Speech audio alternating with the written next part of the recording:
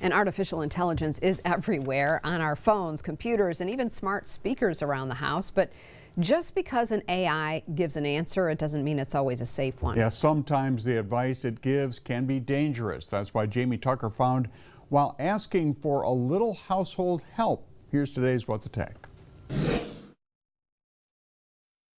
I did what a lot of us do. I asked AI for a little help on a household chore, namely removing black mold from inside a washing machine door. And one of the answers I got would have sent my family to the hospital.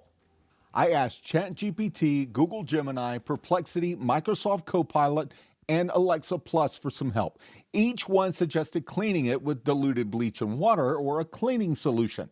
But one, Alexa Plus, gave a different response. After suggesting bleach and water, it recommended I use vinegar and a wire brush for stubborn areas. Of course, mixing vinegar and bleach creates a toxic chlorine gas.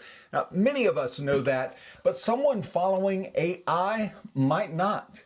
All the other AI agents warned against using vinegar and bleach together, but not Alexa, not online, and not when I ask an Echo device. Start by wiping the gasket with a bleach solution or vinegar. Then run a hot cycle with baking soda, followed by another with vinegar to clean the drum. And when I informed Alexa of the danger, it apologized and said it would learn from the mistake. But when I signed on using a different account a day later, it still gave the same dangerous answer. But this is a reminder that AI doesn't actually know things. It predicts answers based on information it has seen before. Sometimes, but sometimes the answers can be wrong, unsafe, or even worse.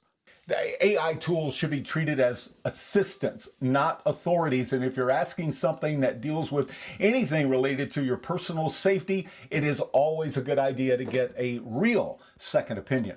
For What the Tech, Jamie Tucker, News 10. Jamie did reach out to Amazon for a response, but as of now, he has not received one. This is your